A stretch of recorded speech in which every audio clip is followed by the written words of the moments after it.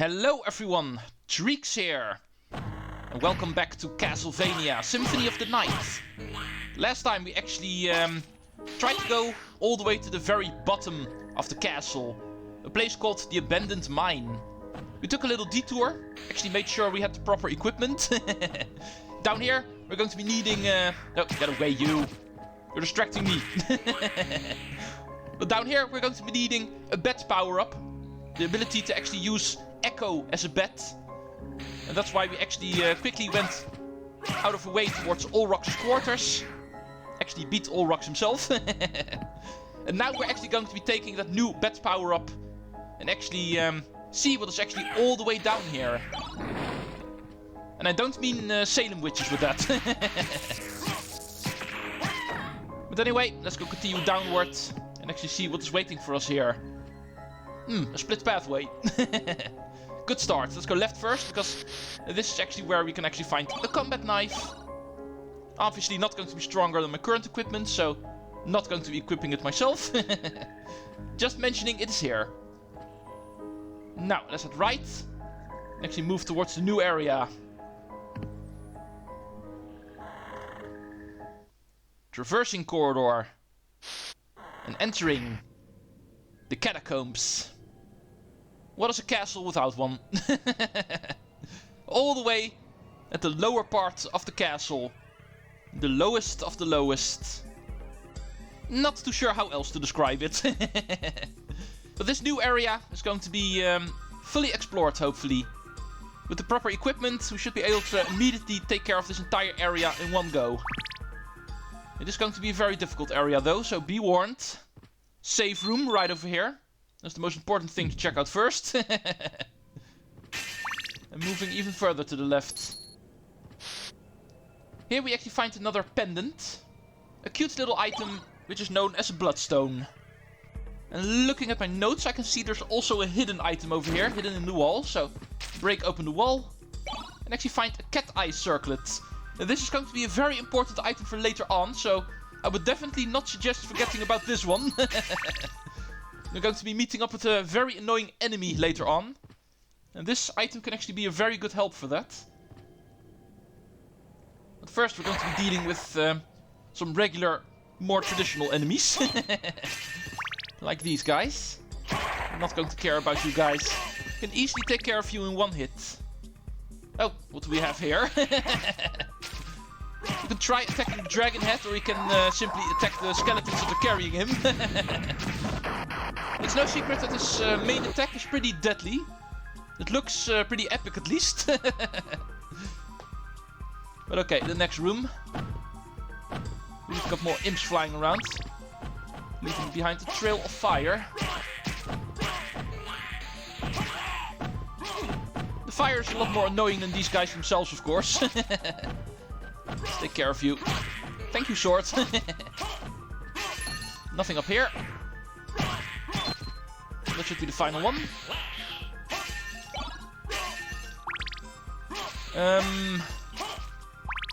Looks like I want to go left first.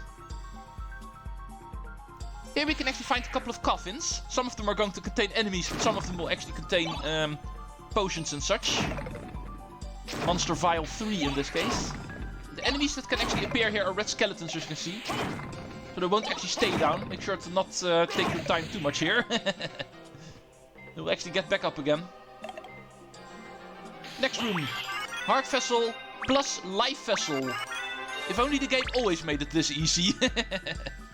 But unfortunately, no. Next we can actually find a room where we find another one of these Kung Fu dudes. Oh! Some dude that actually knows how to summon fire from the ground. Not falling for that a second time, sir. There he goes. Now it's Kung Fu time. Hiya! Too easy.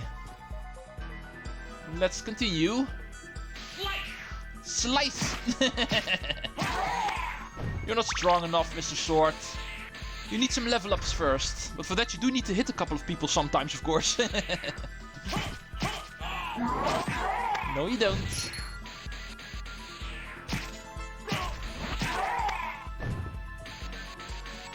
then... Oh yeah, this guy. Similar to a ball and chain trooper, but he actually uses a chainsaw instead of a ball. Can actually be pretty deadly. Difficult to actually defend this guy. Usually it's wise to actually wait until he attacks and then actually go in. And take care of him as much as you can and then back out again. This guy's not too powerful, luckily, with my current defense level, but still. Thank you. Ah, there's stuff up here. Time to fly up. Pots. Ballroom mask. And the upper one, a heart vessel. That one is a bit more important. So, let's check the left quickly. This clearly looks like something we can break. And in here... Ooh, a very powerful weapon. This one is actually one I was waiting for. You can already see by the fact that the sword is bewitched. That it's not going to be an ordinary one. This is the Icebrand.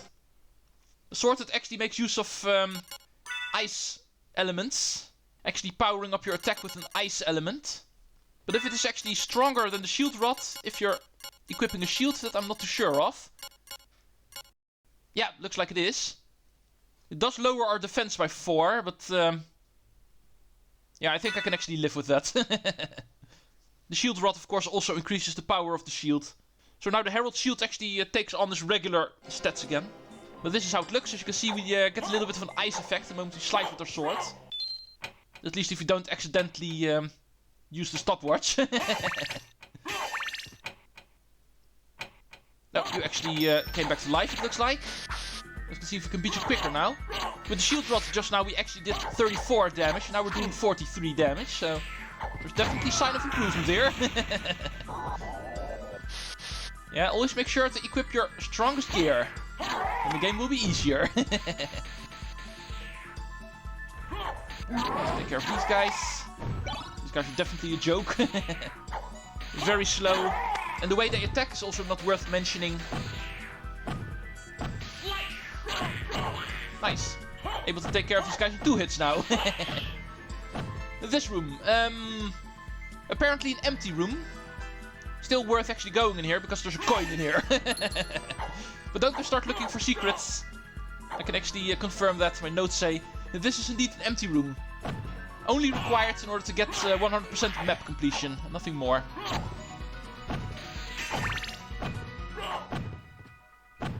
So, oh. Make sure not to get hit by anything. There's still venom weed growing. Let's go check out this room. Here we can actually find another piece of body armor by the looks of it. It's all the way at the end of a hard to reach location. Therefore I would actually assume this is going to be a powerful piece of equipment. This is the walk armor. And the walk armor, yeah, I think it's easiest to explain by simply taking a look. Should be on the body. Walk armor.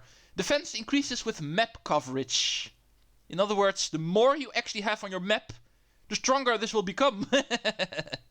Currently, because of having lots of the map already, it actually increases our defense by 1. It does lower our intelligence by 5, but we should be able to compensate that with the increase of defense, the more of the map we actually get. Down here we are pretty much almost done. We do still have the part to the right, of course, from the Catacombs. There's also a small little room to the left over here we still need to do, but yeah. There's still more map to actually get.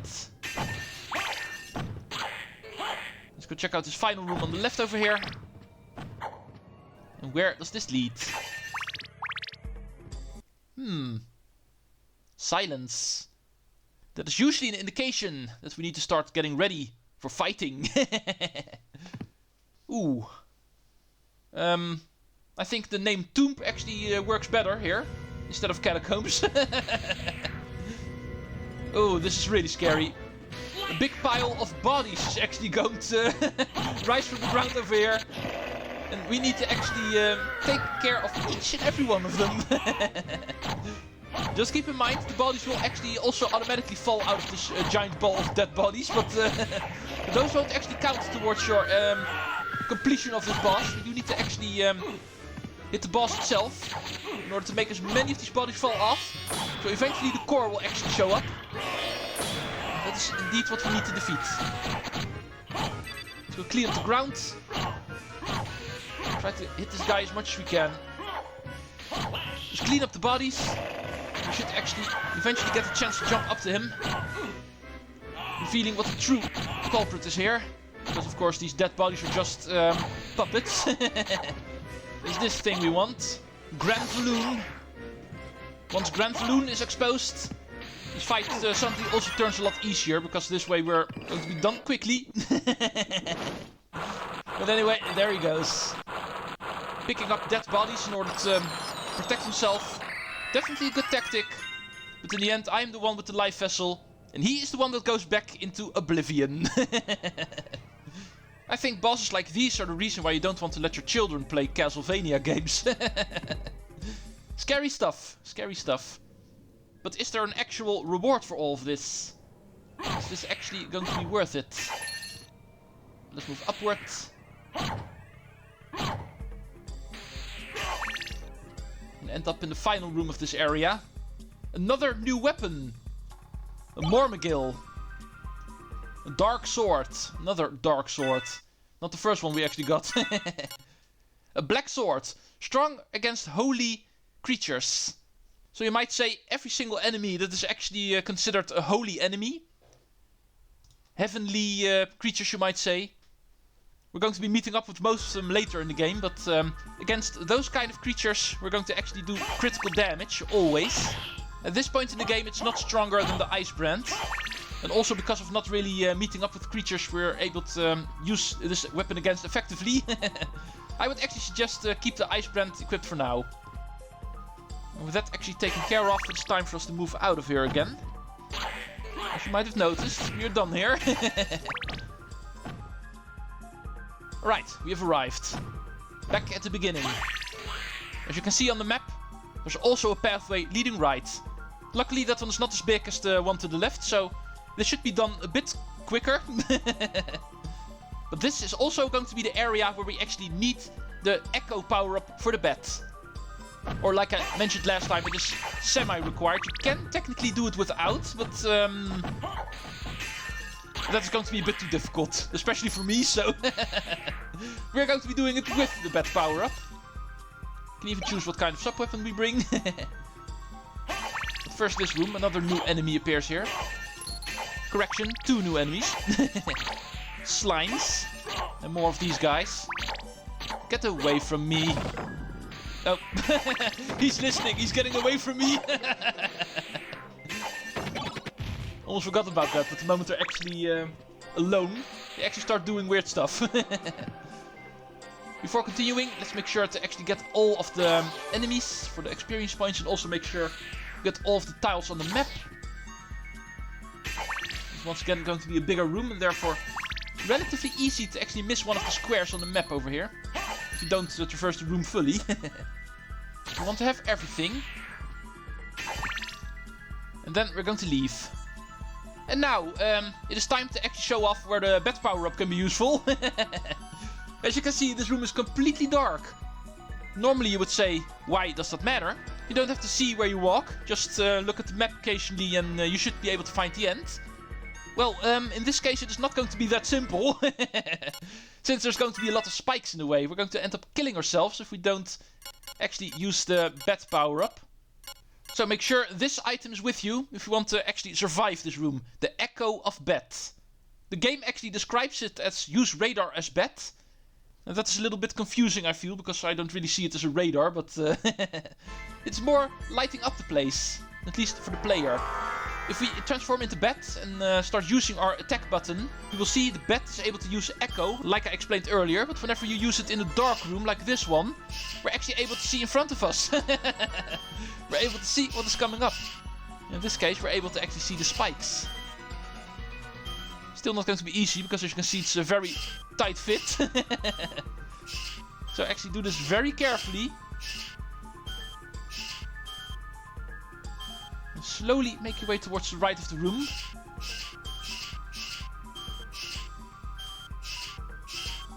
Yeah, safety, thank you. But that is how the echo of bat works. It's not going to have a whole lot of uses in the game, but stuff like this is what it is used for. It's the whole reason why I wanted to pick it up quickly. Now you know. In theory, it is possible if you actually know the pattern of the room to get through there without it, but I would think that is a very big feat if you are able to. Kudos if you are able to. I'm not even going to try. Up here. Some pots, cross shurikens, and some more karma coins. Consumable items. Not per se going to be interesting for me. And therefore we're going to continue down. More of these guys. Let's go see if we can isolate one of the skeletons again. So they start dancing funny again. Sir, this is how I like you most. Dance party. So amazing. Bam! Critical! Yeah, the more our luck increases, the more we actually level up in this game. We get better equipment. The higher the chances of criticals actually become.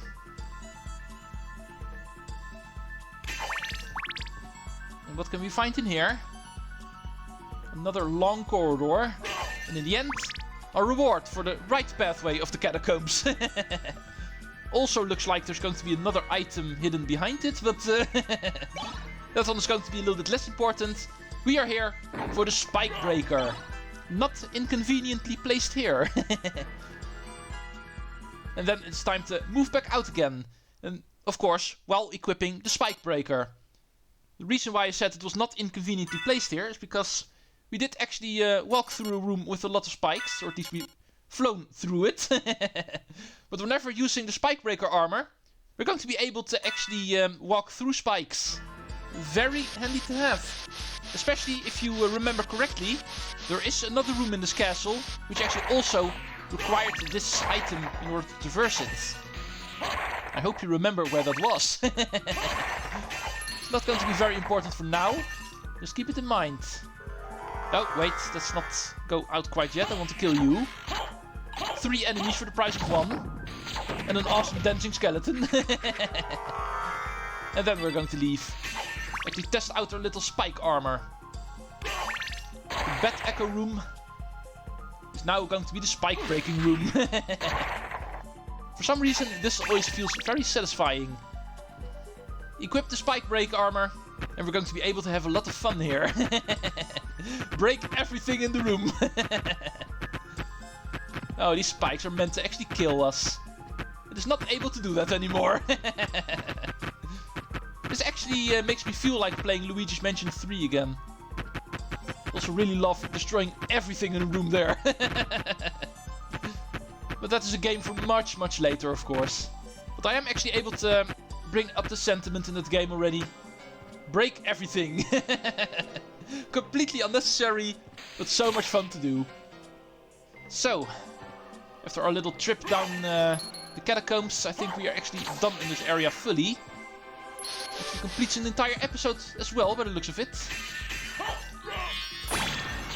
So epic to use the charge move and actually knock over the enemy. Instead of hitting it.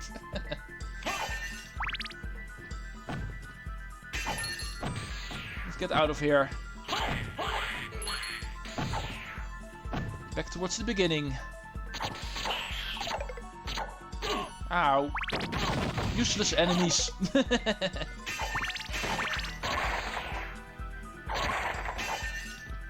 Slide, slide, slide, slide. Why can't I ever resist doing that? Let's do it again. Yeah, I need to keep myself busy in these games. Otherwise it'll become too boring. If we're just walking around. Let's go take a look where we can actually go next. The catacombs are complete. And therefore the abandoned mine as well. The area that actually leads to it. 2 areas. 100% complete. No reason to actually hang around any longer. Warp room time. Our next destination. I hear you ask. Where are we going to go next? We can see 1 giant area in the castle we have not done yet. And like I explained last time we were at the castle keep, in the lower area of the castle keep. It is the higher area of the castle keep where Dracula is actually residing. And the clock tower, the one area we actually did not do yet, is the one leading there. I think it's time to start heading towards the end. To start warping. We need to go towards the outer wall. Even though it's tempting to go towards the castle keep, where we are right now, but the upper area is not accessible from there. We actually need to go from the clock tower. Therefore, we're warping towards the outer wall.